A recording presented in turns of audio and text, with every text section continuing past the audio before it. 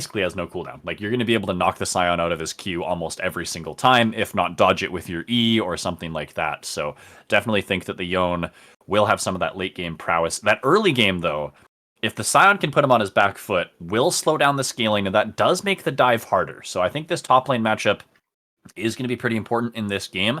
And so we'll see if both junglers are heading towards that side, or if maybe, like we've seen more in this series, they're more focused on the mid lane and the bot half of the map.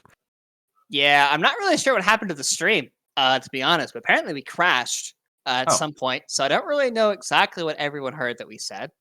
But yeah, hello stream. We are back. Are we back? Okay. Yeah, we are back for sure. I don't know when we crashed, and I don't know exactly what happened. Yeah, so yeah, I'm not. Man, this game has been pretty funny. I think so. The top laner, Nadal, apparently his client crashed of some kind, and then our stream crashed. So, and everything is crashing, going around here 100%. Apparently, it's Doki's fault in chat, according to Daddy Zillion. I personally agree. I don't really know who Doki is. But you know, you're just kind of getting the brunt of the punishment here. So sometimes it'd be like that. Sometimes it do be like that. Yeah, we're waiting for some client issues to be resolved here, but I guess that's what happens when you play a small indie game. So we're going to take a short little break here as we wait to see if these problems will be resolved real quick, and hopefully we'll be back before too long.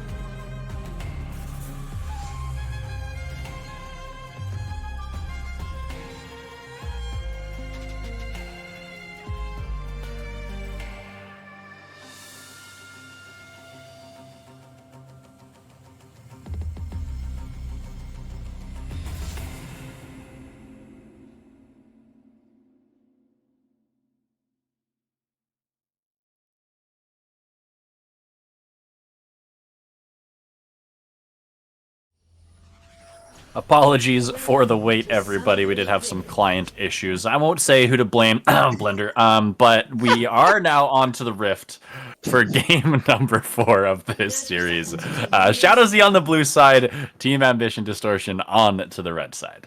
Well, to be fair, it wasn't completely Blender's fault. There was the altercation with Whoa, I didn't say any names, Orion. What are you doing? Come on, man. You know, there's no reason to point fingers. Just call them out. It's okay. But yeah, so we had a couple client issues, unfortunately. Definitely about a solid 6 or 7 minute delay. Trying to hype myself back up a little bit because, you know, this is game number 4. We just saw a really impressive win coming through from TA Distortion there, trying to potentially sweep out, maybe looking for a potential late invade onto the blue buff here for Blender.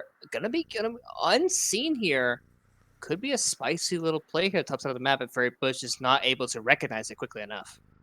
Yeah, we haven't had too many crazy level 1s. Last game was a little bit more involved, but yeah, really nice late invade here from Blender. There's no information on the side of ShadowZ that this is happening. They don't know where he could be starting. It looks like maybe their bot lane is fake leashing a little bit. No, they didn't use any skills or anything, so it's a bit hard to say regardless, but Blender gonna start those wolves, get his level 2, and now look to steal away the blue buff. Ooh, Furry Bush is on the way there. Yeah, I was about to say, but look at Furry Bush already pathing in, skipping the wolf camp too. Doesn't even check it, going straight to his blue and his Grom. Blender's doing both at the same time. Has been spotted out now. Is gonna get on away. Did manage to pick up the blue buff, but not able to stay for anything extra, and now is in a really weird spot. Actually, no, he did not get the blue buff. Furry Bush got it. Oh. And he's stole the blue buff away, and he knows he's here. There's nowhere else he could be. There was no blast cone. Now he's going to go for the 1v1 Blender. Has that phase rush procced. It's going to give him a little bit of speed. He's got Bobby on his way here, trying to give him some speed ups when possible. Yeah, he is going to be okay, I think. Well, maybe not. Lucky for him, Samanuski does have the push on the top side, but go BM. He wants to go for this. Shuriken lands, exhaust coming through. Really good exhaust from Bobby. They're going to turn it around. First blood to the Orianna. Furry Bush is going to finish off the Hecarim, but Samanusuke, he's on his way. Doesn't look like they want to go for the chase down. So 1-for-1 trade. First blood does go to Bobby. Yeah, already some spicy action. You know, we had a pretty long delay, but these guys not delaying the action whatsoever. Trying to be just trying to get as active as they can. I like the attempt there from Blender, but I believe he used his smite onto the wolf camp maybe to secure it and was not able to secure the blue buff there. So actually is a very detrimental thing for him. Very similar to what we saw in game number 3 actually, where he got put so far behind on a farm-oriented jungler.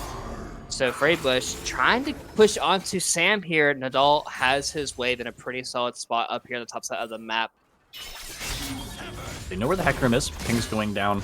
It's really only one place he can be, and that's clearing his red buff. Still has a lot of, his camps up and available to still farm out. Let's see what Furry Bush wants to do with the slight tempo advantage that he finds for himself. Has a priority in the mid lane currently. Bot lane rather, fairly even, and there is potentially a Scuttle Crab scuffle to be had. Yeah, ward did integrate in place there by Perfect Tempo to spot out Furry Bush, and actually another ward being placed there onto the blue buff itself, so they do know for a fact that Hecarim is on his blue buff, and it does look like the LFC different, and All for Love pushing out the bot side, multiple pings going into the jungle. They want to get this Hecarim off the blue buff. Yeah, they've got Goat BM with the first rotation here. They want to continue putting Blender on the back foot. Smite is available for Furry Bush and for Blender. Goat BM into the Shroud here. Blender's looking for it. The Smite is going to find it. He's going to get some XP back, but LFT Difference going to be here in time. The Boomerang will find the kill. Perfect tempo. Now is going to be the target, but Furry Bush not a lot of XP left here to work with. The Zenith Blade will find its mark, and Perfect tempo will turn that one around. Still going forward. 200 HP to his name. LFT Different. He still wants it. The exhaust is down. They have everything they need. Bobby is here, but he doesn't have any mana left. LFT, he's going crazy. He's just built different. 3 kills on this Sivir. He gets the double, and now the slow onto Zeha. He's got the red buff. One more auto. The slow is in. The Boomerang. There it is. A 4-0 Sivir. 5 minutes into the game. Yeah, and that's definitely not the champion you want to see. Get all of these kills coming through. Nadal, very low HP. There's a lot of minions here, though. Samanosuke wants to take this 1v1, will be able to grab it with the soul unbound. Nicely done for him. We said that the early game might be a little rough for him, but getting the better of that one does spell good things for him moving forward. Yeah, he did. He was able to get those couple extra daggers there, able to kind of get the lethal zipper procced a little bit sooner.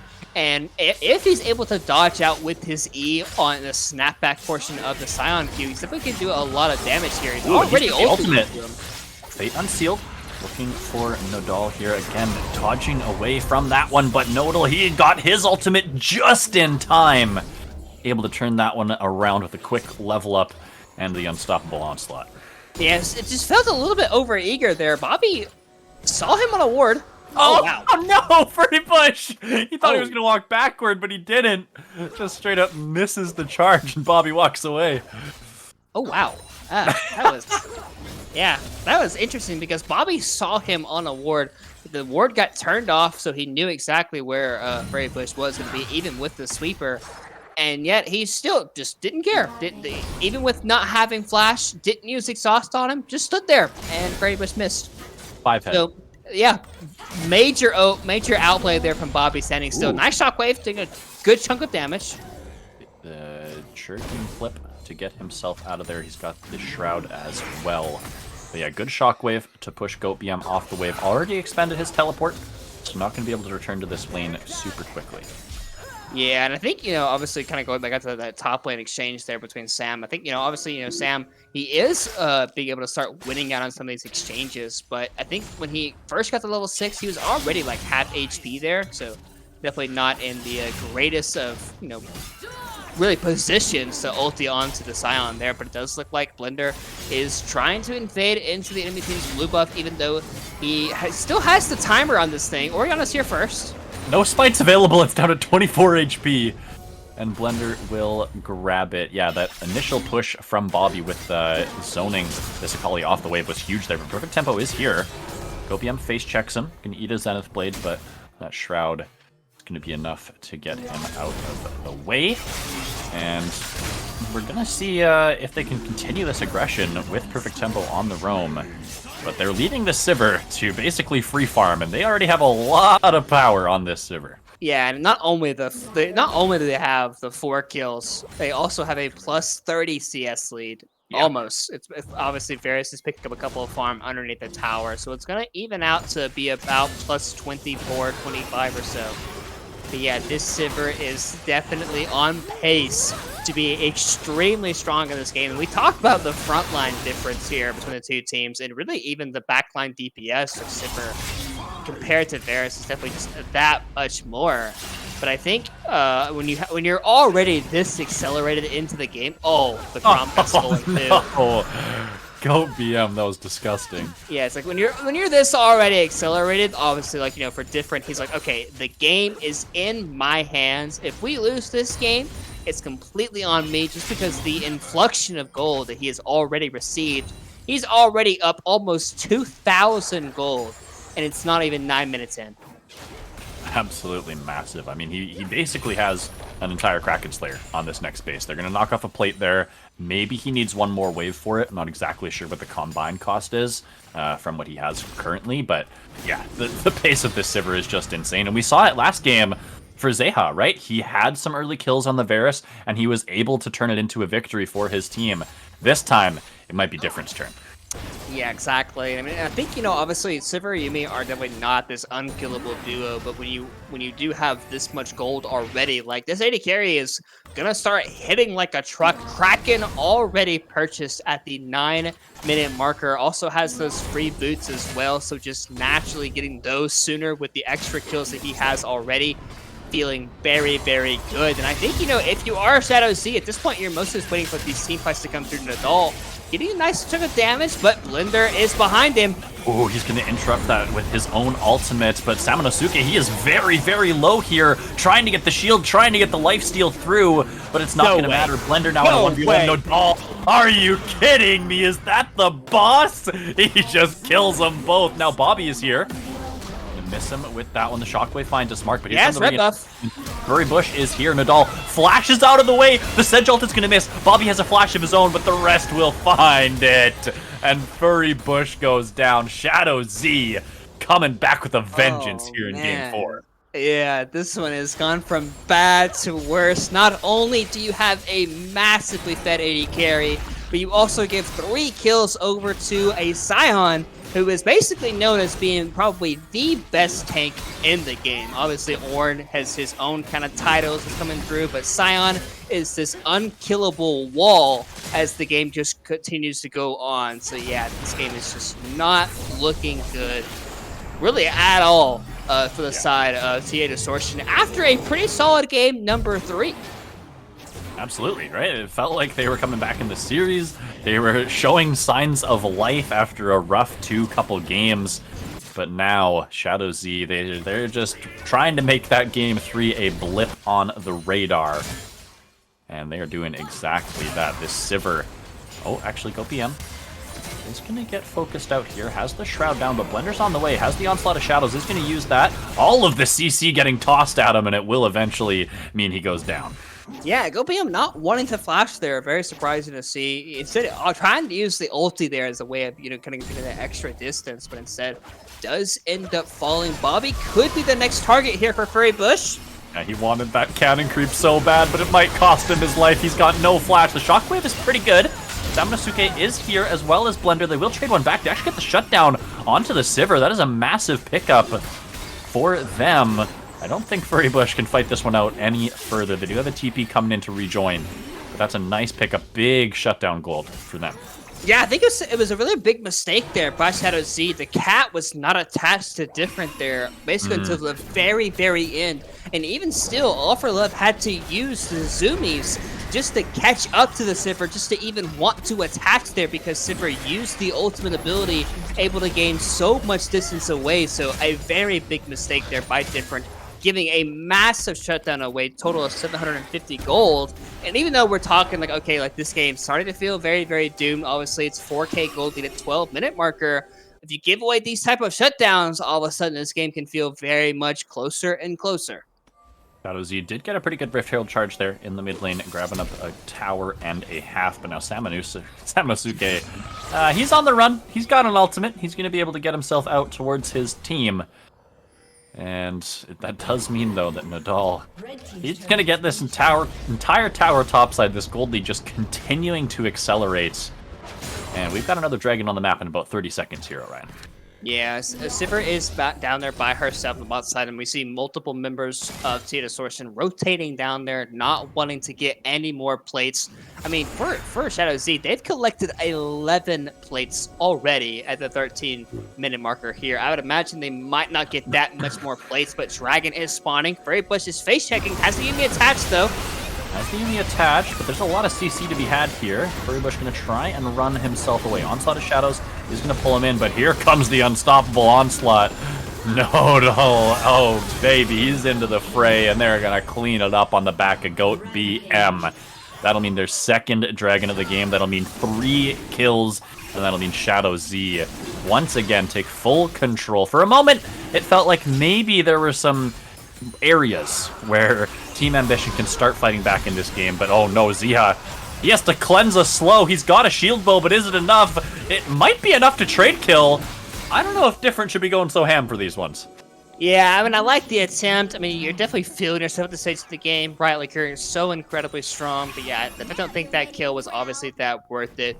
Could have just played for the tower, could have played for the pushing and the minions there, but instead, maybe just flexing the muscles a little bit, saying, hey, like, we're up like 7,000 gold. Even if I die for this play, it's probably not going to change the course of the game that much, but like we talk about the fight a little bit there, as we just saw, right? We saw face checking Sejuani, but still, it is still a Sejuani. You have the passive. You are a very, very tanky champion. So they use this. They use Shockwave and they use the Onslaught of Shadows there, and they only really put Sejuani to about half HP. And then the TP from Nadal, able to use the ultimate there to really kind of get into that fight. And it's the second you use those 2 ultimates and only get a champion to half HP down, all of a sudden the team fight is just not looking good for you, and it does result in the second dragon of the game as well, going over to ShadowZ. The map is does look like, once again, it is going to be that infernal type of map, and yeah, this game is definitely continuing to spiral out of control. I like the attempt though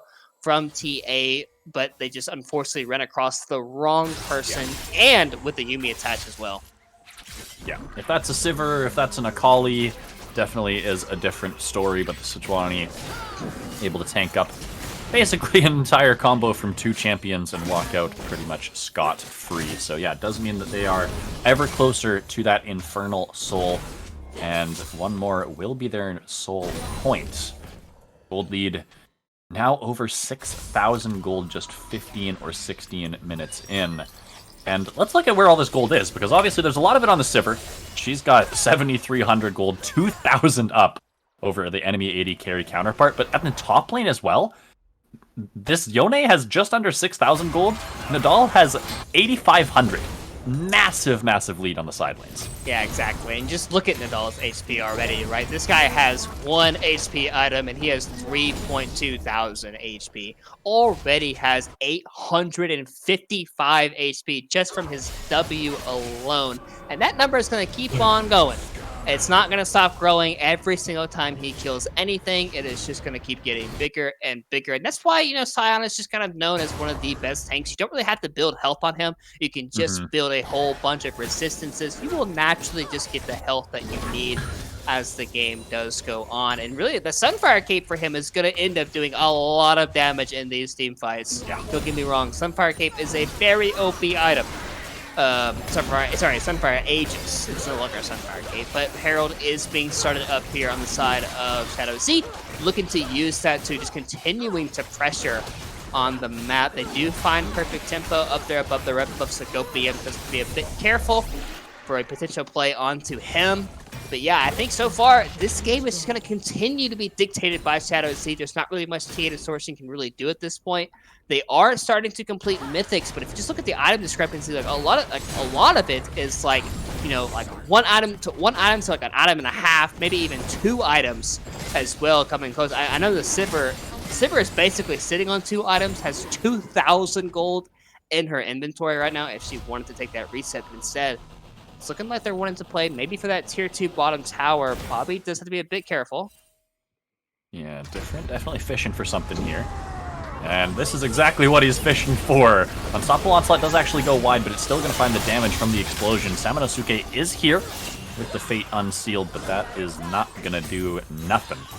Yoriana does go down. There could be a potential re-engage here. Blender has Ghost. He's got the E. He's got the ultimate as well, trying to go forward. It's going to get rooted up by the last chapter coming out of All for Love. Exhaust and Ignite are down. The flash out of different, and now Goat BM is here to reinforce the perfect execution onto perfect tempo. The Shuriken flip and the slam down from Nadal. They are going to look to continue this push. They still have it based, by the way. They still have a ton of gold in their inventories, and they just do not care. Yeah, well, at this point, like, even with all the gold they have in their inventory that's, like, quote-unquote unspent, they still have a massive gold lead, like, that they've already been using. Bobby trying to cancel out some recalls here, doesn't quite want to let Different hit that base platform. Dragon is spawning up in about 20 seconds time. The entire team with TA Distortion is back out on the map if they really wanted to contest for it, but I don't think fighting a fight when you're already down 9, actually 10,000 gold before the 20-minute marker is going to end up doing that much more favors for you.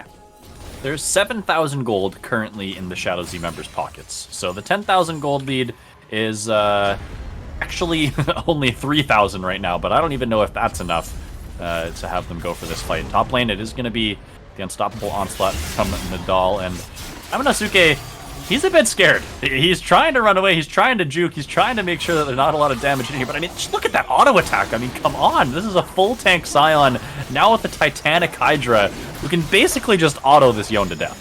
Oh yeah, absolutely. Like this, like you can definitely feel like Nadal is like absolutely feeling himself on this champion right now. Like a 6-1-3, a 700 gold shutdown. There's not really anything in the game right now that can stop him, honestly. Like maybe a 5 versus 1, 4 versus 1, depending on the 4. Could definitely end up taking out this Scion, but yeah, definitely gonna have to take a multitude of members here for the side of TA Distortion to really do anything in terms of stopping this guy. And then you have to consider just about everybody else, right? Like you have so many people on board they're basically able to really just take over this game. Like, Sivir is still like on 2.5 items, almost 3 items here. Like, yeah, this game is definitely looking just about done and dusted here. And we're only 20 minutes in. It's very weird to say that a game is just done and dusted at the 20-minute marker. Definitely feel like for ShadowZ, the next major thing is going to end up being this Baron buff. And really, like, that's like the probably only scary thing is Semenuski. Definitely not feeling too good about the situation. Yeah, I don't think he wins a 1v1 against really anyone except maybe the Yuumi. He is going to try and go for it, actually. That's a ton of damage. GoBM just barely able to finish that one off. Samanosuke made that very, very close. Yeah, I mean, honestly, if he had access to Fate Sealed there, because it was like 5-second cooldown from when he used it to get away from Nadal, probably would have ended up killing the Akali there. Yeah. Definitely very, very close. Rich Herald using the bot side of the map as Nadal is going to use that to leverage pressure. Just gets immediately bopped from Bobby there.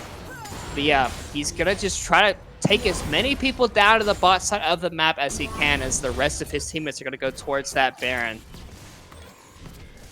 Nadal is just an unstoppable force in this side lane. Blender is going to try and do what he can, but the rest of this ShadowZ team, yeah, pings onto the Baron. They just immediately are going to go onto it. Shockwave comes down. They will eventually kill this Scion, right? It's just a matter of how long will it take them. He's going to try and ult himself away. Scion ult through the base, providing so much space. Might actually make him live. He's actually going to go for the mid lane tower. He has Demolish. Ooh, flashing away from the onslaught of shadows. Going to get feared back into the team. But he knows he's just buying time. The team's on the Baron. Should go through in a couple moments here. They're going to look to even try and save his life. That's going to be the Baron coming through the Lost Chapter over the top. They have overchased this. And somehow, Nadal lives. Yeah, I mean, honestly, he could have lived if he just kept drifting and just walked out through the top lane tower. But he said, you know what? I'm going to take the Chad way. I'm going to go through mid-tower and through 4 people at the exact same time. Sam does end up getting the first tower of the game here for TA Distortion. You know, finally taking something on the map here. But yeah, definitely feeling very, very good about this game. If you are a fan of ShadowZ, looking to pick up a victory here, 3-1 in the grand finals. At this point, you're basically just dotting your I's, you're crossing your T's, you're pushing down these towers. You've already got the mid inhibitor down. Sam is back out on the Rift. He could look for a play. One fight stands between ShadowZ and the 2022 chip, and this could be the fight. GoPM into the backside, gonna go into the zone. Samanosuke buying time with the Fade Unsealed. It's gonna be the Akali going down first, but now the onslaught of shadows into the backline. They're trying to take out Different, but he just has too much damage. He turns it back around. Nadal wreaking havoc on the Team Ambition backline, and he's just destroying them. Now he's got Different in his back pocket. Different's taking both towers. Has to be a bit careful. Will end up going down, but there's 3 versus 1 on the map. Zeha stands tall, but he's only in the base, and the towers will be the focus. I don't think he can cut through this Scion health bar, even with the 2 towers helping him. I may have spoke too soon, though. He is going to find it. Nadal into the Scion passive, trying to put the finishing textures on this Nexus. Going to try and look to zone Zeha out. The Baron buff minion, along with All for Love, will be all that stands. And ShadowZ are your 2022 CCS Fall Invitational champions. Yeah, I mean, we thought, you know, for a second there after TA Distortion able to pick up the Game 3 victory, we might see another reverse sweep incoming. But ShadowZ said, you know what? Only we can reverse sweep and still pick up a grand finals victory here the next week coming forward. And honestly, ShadowZ definitely looked like the better team today. Absolutely coming through. I mean, Different and GoPM absolutely popped off in this series. Ash arrow after Ash arrow from Different. Basically, that guy was shooting it from across the map as well. Definitely making huge plays for his team. All for Love drawing finally the Seraphine ban that I asked for a long time, but that left up the Yuumi, which ended up being a very, very powerful champion in that game. And we have to mention Nadal. Obviously, Aatrox destroying people and lane up the top side, and even still pick up a massive game on the Scion. I believe, finishing 9-2-5 in that game. Stellar performance from the ShadowZ lineup, and I do want to give a little bit of some props here to Team Ambition Distortion, because they were a hell of a team to watch. They played their hearts out. This series obviously not going the way that they wanted to, and definitely that game 4, not how you want to go out at the end of a long season. But unfortunately, it is the way that it happened. But they made a hell of a run, made it all the way here to the grand finals, taking on ShadowZ, who were a stellar Diamond team throughout this entire split. So big shout out to TA Distortion. Fantastic job through this tournament, but ShadowZ, unfortunately, were the better team today, and so they will be crowned the champions. I do think we're going to try and get an interview with one of the ShadowZ members. So let's maybe we'll take a short break, see if we can pull one of them in here and get an interview going. We'll be right back.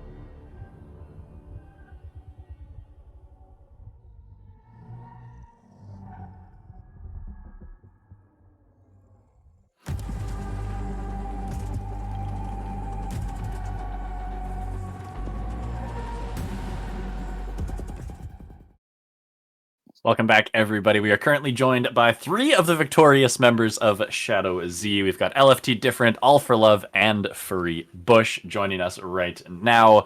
My first question here is for Different. Different. Game 4 Sivir. You get basically a quadra kill, 6 minutes into the game? At that point, was it ever going through your head like, okay, this game is over, I have 4 kills on Sivir, I have a Yuumi, we've won the championship? Was that ever a thought, or were you kind of trying to push that away, keep yourself calm? Yes, I knew the game was over as soon as that play happened. It's just like so hard for them to actually get on me properly with Flash Cleanse, ult, Spell Shield, and a huge Yuumi. I knew the game was just over. Awesome. You definitely ended up being able to carry it out until the end. So love to see that, Orion. Yeah, I mean, also, I think, one thing that I noticed is going into it was that you mostly played a lot of the hyper carry oriented champions. Started out the first two games doing the Ashe Seraphine. I'm surprised they left up the Seraphine Ashe combo open after game one and game two, especially kind of how it looked in game number one. I think this question would be a little bit more oriented towards no attack. I mean, obviously, you play a lot of Seraphine coming through. Were you surprised that they just left it open over champions like Yuumi or Soraka, or do you feel like it was respectable enough for them to ban those champions and to give you the Seraphine, even though you had very stellar games in both game one and game two? I don't know how the enemy support feels, but personally, I only play Seraphine ADC, so it's kind of like when you give a baby candy, they're never going to ask for anything else. I hate playing Seraphine support. I think it's really bad. So maybe they thought the same thing. I wasn't actually planning to play it this series, but they banned Yuumi and Soraka. I wasn't planning to play Soraka either. I only picked it like 3 games in a row against Oblivion because their mid laner can only play like Ivern, Karma, and Soraka. Right. So I don't know. It was just some weird bans. I think we lost the red side because they were just banning such bad champions. There was too many OPs left open after they banned like Volibear and Soraka. So Gotcha. Fair enough. Fair enough. I've got another question for you, No Attack, before we move on to Furry Bush. After that game number 3, obviously not a great game for you guys. You talked a little bit about the draft there. I don't know if you knew, but they did reverse sweep their semifinal matchups just like you guys did. So was there ever any sort of nervousness or worries after that game number 3? not really. We were for funning really. Our mid laner wanted to play Kai'Sa, and I thought it was a Swain angle. I mean, I thought it was a Salus angle, so I just locked it in, but didn't pick him to Kai'Sa, so he win traded. Unlucky. Ran it down to get revenge, hey? Yep. Classic gameplay. I guess obviously, last but not least, Mr. Furry Bush. And I think game number one, I think one of the things I noticed was that they picked the drive in the fourth. You already had the trundle. One of the things that I kept pointing out in the cast is that drive in the fourth really needed to get things going early. And I think you did a really good job finding out the drive in the fourth very early on in the game. You forced his flash, and then you just kept following him around the map, not really ever allowing him to really play the game. Was that a game plan going into the game early on in the stage, or is that something that you kind of like? Because really, driving the fourth randomly EQ'd over the wall, and you happen to be right there at the perfect moment to burn his flash like a second later. So was that a bit of like a game plan thing, or was that more of like a, hey, if there's a driver in here, okay, I burned his flash, I'm just gonna follow him everywhere and not let him gank anybody? Good question. Yeah, I think one thing we always do at the start of the game as a team, and I take lead on this, is identifying, what's going to be our win con, which way should I be pathing, and obviously keeping a really good track of the enemy jungler. So we knew that Jarvan was pathing bot. I had a little bit of a sneaky feeling that he might also look to four camp similar to I did. So I kind of just like hovered that angle, and I saw the flag come in, and at that moment I knew that he'd queue over to try to get the bot gank. And I knew that we had the advantage to turn that around. So definitely agree with you that I think that game he had to get stuff going early for the team to snowball. And yeah, we just did a really good job as a team tracking. And I think that on this team, this is my first invitational tournament playing competitively. And I think one thing that I've noticed is, I pride myself more on, my macro plays. And I think this team really supported me, mechanically. We have really skilled players such as Go, Nodal, LFT Different. And my job is just there to enable. I don't have to keep tempo in terms of CSing and, making crazy plays and trying to outskill the opponent. Just kind of enable them. I love that you bring that up because that was actually my next question, was asking you about kind of your laners, because it felt like pretty much every game other than maybe game 3. It felt like you guys won lane pretty handily. And obviously that makes your job a lot easier as a jungler. So love that you touched on that. That kind of takes away my last question. Orion, do you have anything else here? I mean, obviously, I mean, typically, like me and you, at least, we kind of go through the end of the series, like give an MVP of the series. But I'm Yes. kind of curious to see like what the individuals who they feel like would be the MVP of the series. All right, y'all, award us an MVP. Different. Dang, I don't know. Really hard feel- to pick, I think, between our carries. I think everyone performed.